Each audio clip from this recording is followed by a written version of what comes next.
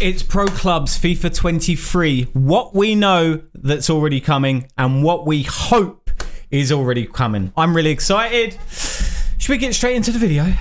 So we all know with FIFA 23, there's lots of expectations when it comes to Pro Clubs. There's lots of things that we want to happen, but what is actually happening? So obviously we can start with the release date, which is going to be on September the 30th, 2022.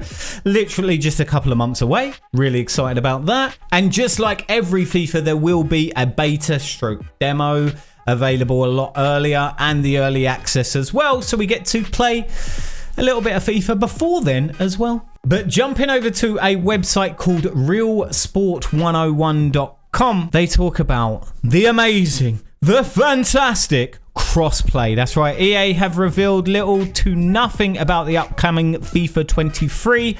However, a report from Xfire reveals Crossplay should be coming to the series for the very first time. Only 2022, and other games have been doing Crossplay for like 7 years, but we'll take what we can get, right? This means there should be no excuses for you to get your mates together and create a team unless they play FIFA 23 on a Nintendo Switch, that is. A little bit of humour there on the website as well. Read more about the FIFA 23 crossplay. Well, I don't really need to read more about it. All I can say about it is we know that we've been wanting crossplay forever.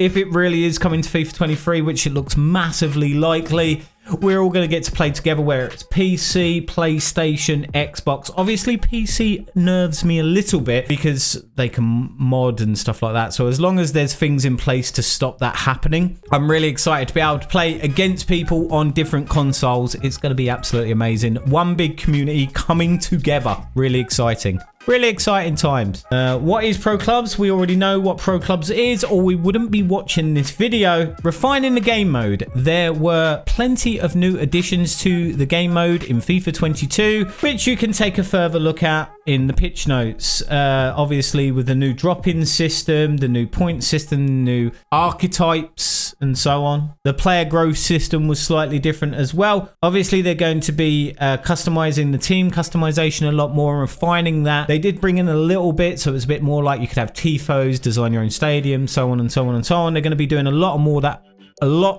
of that for FIFA 23 as well. They also brought in the female virtual pros, which was kind of hit and miss. I mean, some people liked it, some people don't. I don't really have an opinion on it of myself. But realistically, thus far, that's pretty much all the mandatory exclusive news that we've heard about Pro Clubs thus far.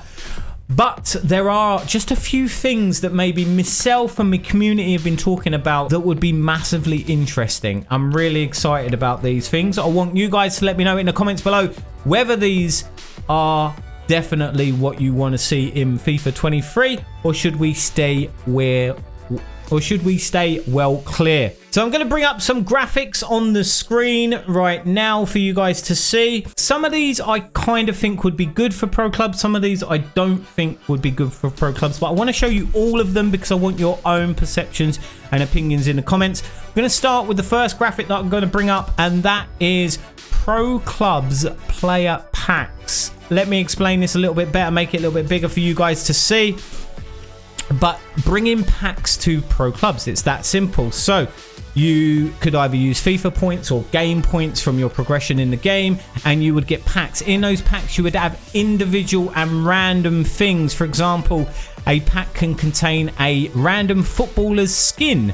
So what that means is your player wouldn't change, the abilities of your player wouldn't change, the perks, the attributes or anything, but you could pack a lookalike. So you could pack Mbappe or Neymar or Haaland or whoever you want, and then put that player skin on top of your pro. I kind of like that idea. I don't know how I feel about bringing packs into it. And in other packs, you could maybe win different tattoos or different cosmetics or different things for your club. But bringing packs into FIFA 23 for Pro Clubs, what's your guys' perception of that? I know that it's kind of a 50-50. It's kind of like Marmite. You either love it or hate it. I do think we need to bring in some sort of microtransactions to get FIFA or EA more interested in Pro Clubs in general. Is packs the way to go? I don't know. Let me know your comments in. Let me know your thoughts in the comments below. I'm curious of that one. The next one is actually very, very similar. If I make this full screen here as well, it's Pro Clubs Champions. So it's Foot Champs for Pro Clubs. It's very simple. So in the Pro Clubs Weekend League, it'll be a tournament that's held once a week between Friday at 7 a.m. and Monday 7 a.m. UK time, just like it's supposed to be for Foot Champs, but I know they change it all the time. And any active club can enter and will have to compete in 20 games throughout the allocated times. So you and your mates would have to play these games over the weekend, and rewards would include going up leaderboard rankings so you can show that your club is better than other clubs, and new and exclusive stadiums, tifos, crowd chants, more rewards, and so forth and so forth and so forth. This is a concept that I haven't put too much effort into what we would get out of playing a competitive game mode like Pro Clubs Champions, but the idea is quite interesting to me. Making it more competitive, make it more official, more tournaments, more leagues, more things like that for Pro Clubs can only be a good thing. I don't know if I completely like the format of having Pro Clubs Foot Champs, but let me know your thoughts. Let me know what you think of that idea in the comments below. Moving on. Right, so this one went down a treat within my community in the Discord. You can join the Discord in the description below. But Season Pass for Pro Clubs. A Season Pass for Pro Clubs is very interesting. We can work off the idea that you can get packs, work off the idea that we can get other customizables and other things like that. But what about a Season Pass? The more progression your pro goes through, the more rewards you're given. For example, you can get an AI upgrade. I don't know how I feel about this. I'm kind of 50-50 torn on this. Your AI in your club, if you're playing a small man, 2, 3, 4, 5 players, and you've got some AI on your pitch, depending on how much your club has progressed or how much your pro has progressed, you can add +1 to the ability of your AI.